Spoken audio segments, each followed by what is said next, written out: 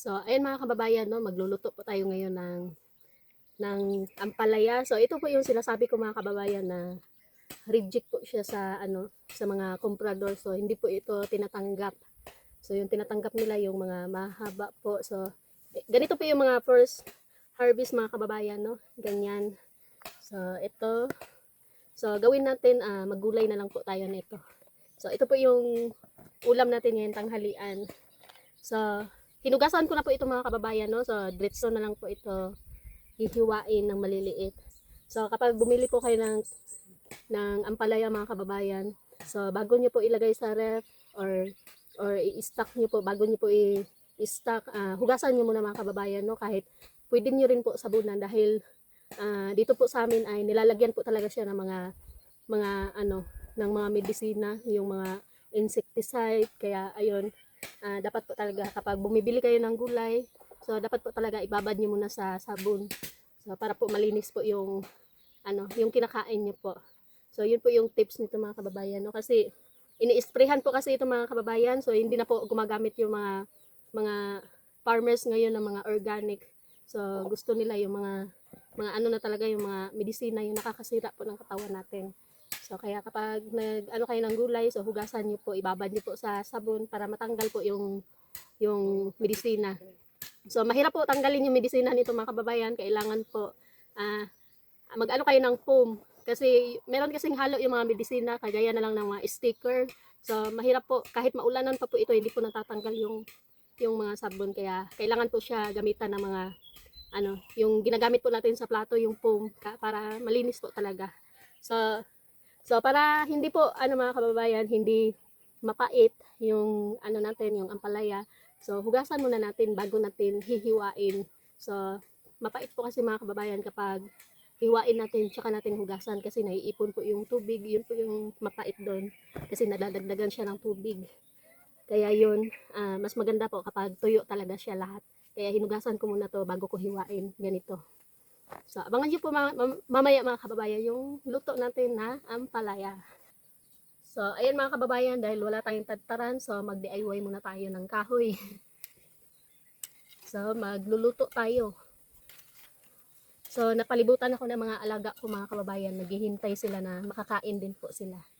So, hihiwain lang po natin ng maliliit mga kababayan para hindi po niya ma-absorb yung mapait. Kaya hiwain po siya ng manipis.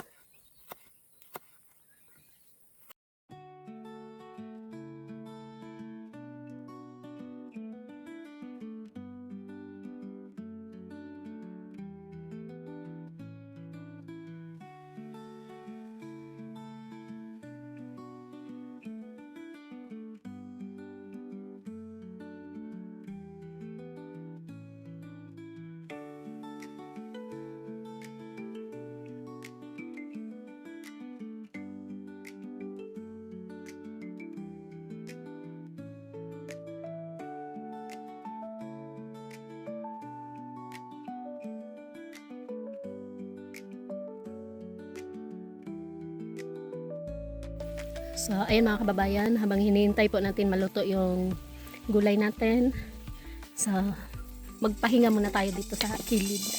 Tapos, meron ding sili dito mga kababayan, no? Ang dami. So, yung kilo po ng sili dito sa amin ngayon is, 100. So, doon sa bayan ay umaabot po ito ng 300 or 500. Minsan pa nga, umaabot na ng 1K. Kaya yun, sobrang po talaga mga kababayan, no? Mas kawawa po talaga yung mga farmers. Sobrang sobrang hirap po ng mga trabaho nila, tapos binibili lang po ng mura yung mga produkto nila. So ganun din sa amin mga kababayan, yung pipino po is tag 35 po yung kuha nila sa amin, tapos pagdating po dun sa bayan ay nasa 80 or 90 po yung kuha nila doon, ibenta sa merkado. Kaya yon, pero okay lang po yun mga kababayan, no? Kaysa kami pa po yung pupunta doon, magbabantay. So sobrang hirap na po. So nakakabawi naman po kami. So at least nakakatulong po tayo sa sa taxes po ng bayan natin. So maraming salamat po kay Ma'am Tess, dahil po sa kanya ay nagawa po namin ito.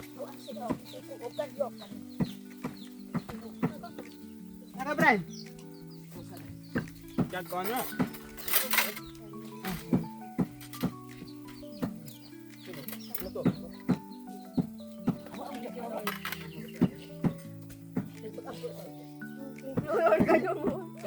Tuhanon. Ganun, kaya mo siya parang taglay buhat. Simbang. Si Almer. Ampo. Sungit ka, Pits. Lami ba? Lami.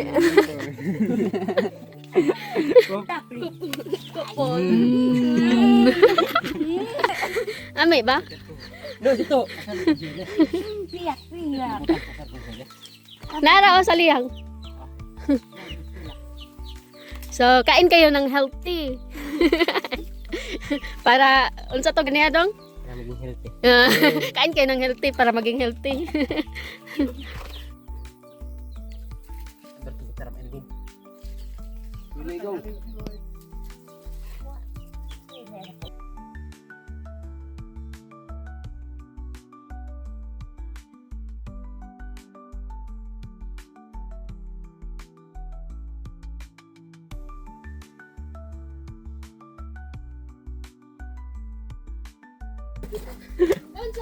Eh, sa basan. Siksikan. Siksikan. Hop, kakitaan sa sentron. Nakitaan. Iwa. Nakitaan. Nitong kimpatang ko. O sika may iyo. Bogoy. Nah, dia drawing kayu. Pamo kali mo. Sino yun? Nah, kayu. Selfie daw ta. Oh. Wait, bayabas ko re. Uy, kung Iki ko.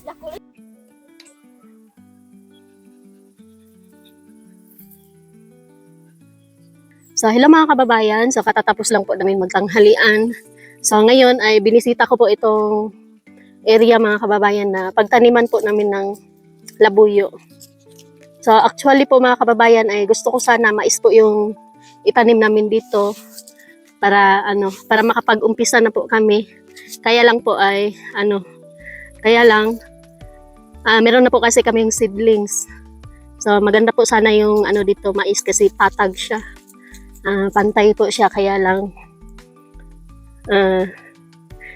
po is mas na po kailangan na po namin uunahin po namin yung labuyo sa pagtatanim. So ngayon yung mga kasama ko nandun sila nag-aalis po ng mga dahon sa pipino, tapos yung dahon din po sa mga kababayan ampalaya para yung sinasabi ni June, para yung nutrients daw ay aakyat papunta doon sa mga bunga. So hindi napupundo doon sa mga natutuyo ng dahon, doon sa mga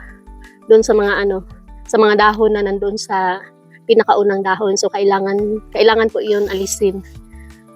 So ayan mga kababayan, no. Habang umiikot po ako dito, so sobrang lawak pala itong namin pagtatrabahuan. So nagpapasalamat din po ako mga kababayan dahil lahat po ng naibigay ni Ma'am Tess sa amin, yung mga sobra po doon sa mga padala niya ay dito ko po na ilagay dito sa So makikita niyo naman mga kababayan, no? Sobrang laki po ng area. So lahat po ng bigay ni Ma'am Tess, yung mga sobra po sa kanyang padala, minsan may sobra na 4,000 ganon. Yung last na padala po niya is yung sobra po noon ay 7,000. So ayan, dito ko po ginastos sa sakahan para makita naman po mga kababayan, no? Hindi yung ginastos ko lang po kung saan-saan. So lahat po ng yun ay ginastos ko po dito sa sakahan namin. So malaking tulong po talaga yun mga kababayan para sa amin, sa mga estudyante, lalong-lalo na po si June. So every week po nagbibigay ako sa kanya ng allowance. So doon ko na po kinukuha yun sa income ng namin, pipino. Tapos maliban doon, kapag nagpapadala din si Ma'am Tess ng allowance, so doon lang ako hindi magbibigay. Kasi kawawa naman si June mga kababayan dahil matatanda na po yung kaniyang mga magulang. So napaka po kasi niya mag-aral. Masipag siya mag-aral. Pati na rin po yung pagtatrabaho. So nakikita po natin yung mga kilos niya. So yung kinuha ko pala mga scholar mga kababayan, mababait po sila. So malaki po talaga yung tiwala ni Ma'am Tess sa mga kinuha namin na scholar. So, about naman kay Nanay Lorna mga kababayan, wala po siyang ngayon, wala po siyang vlog kasi nandun siya sa Salanggoy. So, abangan po natin yung pag-uwi niya, baka mamaya.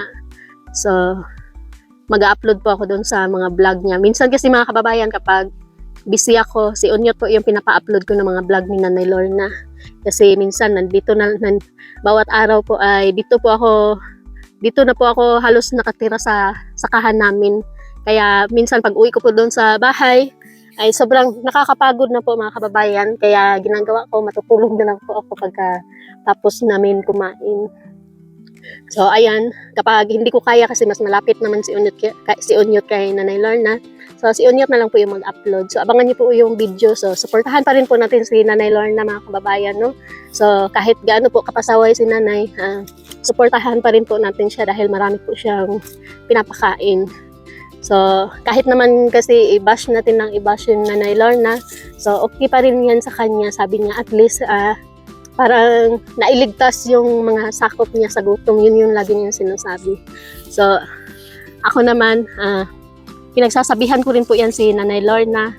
So, nag-a-advise din po ako sa kanya. Minsan pa nga pa kapag nag-a-advise ako kay Nanay Lorna, minsan umiiyak siya, ganun. So, lagi po niya sinasabi na nagagawa lang niya yun dahil wala siyang pinag-aralan. So, sabi naman ni mama ko, sabi niya sa akin, kahit nga daw siya walang pinag-aralan, pero hindi naman siya kagaya ni Nanay Lorna, sabi ni mama ko. So, parang umuulan na mga kababayan, no? Nandiyan na po yung ulan. So, mamaya, tatakbo po tayo doon sa kubo. To, uran, oh! Uran, oh! So, ayan. Paulan na po mga kababayan, no? So, intindihin na lang po natin si Nanay Lorna, mga kababayan, no? So, kahit ako nga, palagi niya ako sinisiraan sa mga kapitbahay namin or sa kay Unyot, sa mga vlog. So, mas nangingibabaw pa rin po yung pag-unawa ko sa kanya kasi kahit anong turo ko namin talaga sa kanya ay hindi po talaga siya maturuan. So, hindi rin naman kasalanan ni Nanay Lorna na magkaroon siya ng bisita kasi sabi nga ng mga kapitbahay ni Nanay Lorna, kapag binibigyan namin siya ng bigas, pupuntahan daw po siya ng mga tao. Kapag ubos na yung pera, tsaka aalis daw po yung mga bisita ni Nanay Lorna. Kaya kinokontrol ko po yung pagbigay ng bigas yung galing po kay Ma'am Tess. Minsan, nagbibigay lang ako ng 2 kilo. Tapos, sa susunod na naman na araw, magbigay ako. Kapag nakita ko na wala silang bigas, tsaka na lang ako magbigay para ma-budget nila yung bigas nila. So, para kahit paano mga kababayan, makapag-discarte pa rin po siya na makakain po sila. Hindi yung aasa na lang po siya sa bigay. So, lagi ko pong sinasabi kay Nanay Lorna na mag-discarte. So, yun po yung lagi ko sinasabi kay Nanay na huwag laging umasa dahil hindi po habang buhay may sponsor. Tapos yung sponsor pala ni Nanay Lorna, mga kababayan, si Ma'am Tess, ay patuloy pa rin po siya nagbibigay ng bigas nila. So, wala na pong pera. So, hindi naman si Nanay Lorna ang dahilan, mga kababayan, kung bakit ako nagka-sponsor. So, sabi kasi ng iba, nagkaroon daw ako ng sponsor dahil po kay Nanay Lorna. So, ganun. So, hindi po yun totoo. Kasi si Ma'am Tess po ay almost 3 years na po siyang nag-sponsor po kay Unyot. Nung hindi pa ako nagbablog. Tapos nung nag-vlog na po ako, so, lumipat din po si Ma'am Tess sa akin. So, kumbaga, nabibigyan na lang po si Nanay Lorna. So, sobrang laki na po ng naitulong ni Ma'am Tess kay Nanay Lorna, mga kababayan, no? Doon pa lang sa pag-umpisa ni Nanay Lorna. So, si Ma'am Tess na halos yung magpakain sa kanya. Sinuportahan po niya hanggang sa makapagsahod. So, yan po kasi yung usapan. Hanggat hindi nakakasahod si Nanay Lorna, so hindi din po siya titigil sa kakabigay ng allowance kay Nanay Lorna. So, dati po ay everyday po, mga kababayan, binibigyan si Nanay Lorna ng 300. Everyday po yan. So, yan po yung binibili po ni Nanay Lorna ng bigas at saka ulam nila. Tapos, nung nagkasahod na po si Nanay Lorna is bigas na lang po yung binibigay ni Ma'am Tess at saka hindi niya, sabi din po ni Ma'am Tess, wag lagi magbigay. So, dapat, kontrolado. Kasi kapag makita kasi ng mga kamag-anak niya, mga kababayan, na may bigas kami ihahatid doon, so, pupuntahan po talaga si Nanay Lorna. So, halos doon na po nakatambay lahat ng mga tao. So, kaya yon.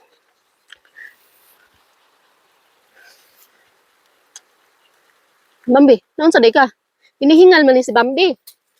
So, yung mga aso ko po, mga kababayan, lagi silang sumasama. So, naiwan si Bambi dito kahapon sa bahay, dyan sa kubo. Iyak ng iyak daw si Bambi.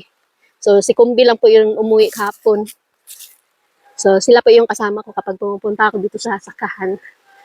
So, ayun mga kababayan, no?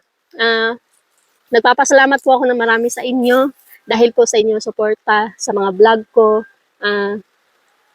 Balang araw po, mga kababayan, kung hindi nyo man nagugustuhan yung mga content ko dito sa sakahan namin, So, balang araw, matatanggap nyo rin po. Sana masanay po kayo sa mga content ko na nandito sa bundok. So, at nagpapasalamat din po ako sa iba dyan na hindi po talaga nag-skip ads. So, ayan, maulan na. So, dito lang muna tayo magpasilong. So, binilhan po namin si Nanay Lorna ng medisina at saka abono. So, napakamahal po ng abono ngayon dito sa amin mga kababayan. No? Nasa 2,000 plus yung isang sako. So, kaya nga, dito sa amin, hindi ako bumibili mga kababayan ng tag-iisang sako kasi maraming klase kasi yung ginagamit namin dito. Kaya tingi-tingi ko yung binibili ko para hindi agad maubos yung budget namin. Kasi pag tiningnan namin kung magkano kilo lang po yung estimated na abono namin, so yun lang muna yung bibilhin namin. So hindi sobrang laki po kasi ng mababayad kapag bilhin namin lahat. So kaya tingi-tingi muna kami. So malay natin sa susunod mga kababayan na makabili na po tayo ng mas marami kapag na tayo, medyo may income na po. So, ayun mga kababayan, no? Hanggang dito lang po yung video ko dahil umuulan na po. Maraming salamat po sa inyong suporta, sa mga subscribers po, lalong-lalo na po sa mga sponsors po namin. So, kumusta po kayo dyan? Mag-ingat kayo dyan. At sana po ay nasa mabuti po kayong kalagayan. At lalong-lalo na po kay Ma'am Tess, Ate Maria, kay Ate Rosemary, at saka kay Ate Emmy. So, maraming salamat po. Paalam po dahil tatakbo muna ako doon sa bahay. So, maulan po dito ngayon mga kababayan, no?